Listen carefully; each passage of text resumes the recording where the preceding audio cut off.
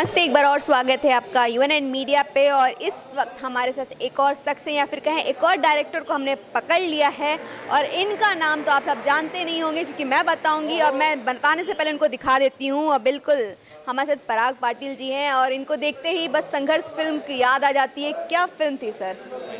I think it's a big blockbuster film जिसकी मैं दीवानी हूँ। आई थिंक मैं कहूँ तो मैंने वो फिल्म 2 बार देखी सर।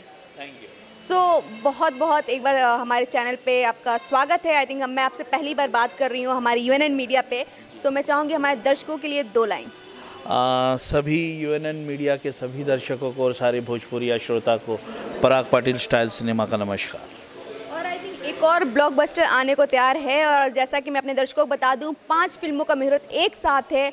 और जो फिल्म है ये फसल, इसमें हमारे पराग पाटिल जी हैं, इसको डायरेक्ट करते हैं। और फसल में देखने रिनहुआ जी हैं। और भैया फसल के बारे में बात करते हैं। सर फसल जो है, क्या ये जो आजकल चल रहा है किसान आंदोलन, क्या उससे जुड़ा हुआ है? बिल्कुल, कुछ हद तक, बहुत हद तक। फसल देखा जाए तो मेरा ये बहुत पुराना ड्रीम था जो प्रेम राय भैया इसको पूरा कर रहे हैं। ये फिल्म की स्क्रिप्ट लगभग मैंने 7 से 8 साल पहले लिखी थी, लेकिन तभी मुद्दे कुछ और थे और आज के मुद्दे किसानों के कुछ और हैं।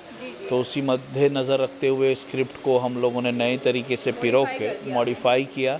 आज के नए मुद्दे और पुराने मुद्दों को मिश्रण करते हुए वापस फसल बना रहे हैं।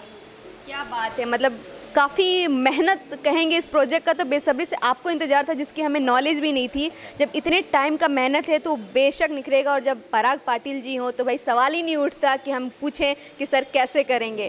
खैर हम आते हैं सर, जो किसान आंदोलन है, एक पॉलिटिकल सवाल पूछ लेते हैं क्योंकि ये मुद्दा बहुत गंभीर है फसल, और आप इस पर बहुत बारीकी से रिसर्च कर रहे हैं। तो इसके आप फेवर में हैं या कैसे? बेसिकली मुद्दे तो किसानों के बहुत सारे हैं। हम लोगों ने एक पर्टिकुलर मुद्दे को हाईलाइट करके चीज़ों को एक कहानी में रूपांतर किया है। उस पर्टिकुलर मुद्दे को अभी से नहीं कहना चाहूँगा, आपको फसल देखना पड़ेगा जब फसल बनेगी।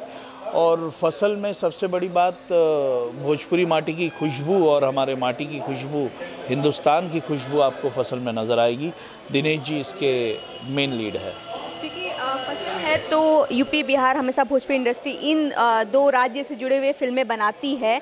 और यहाँ की बारीकी कहें या फिर यहाँ के कल्चर, यहाँ के लोगों के स्वभाव को रिप्रेजेंट करती है, ये कह सकते हैं।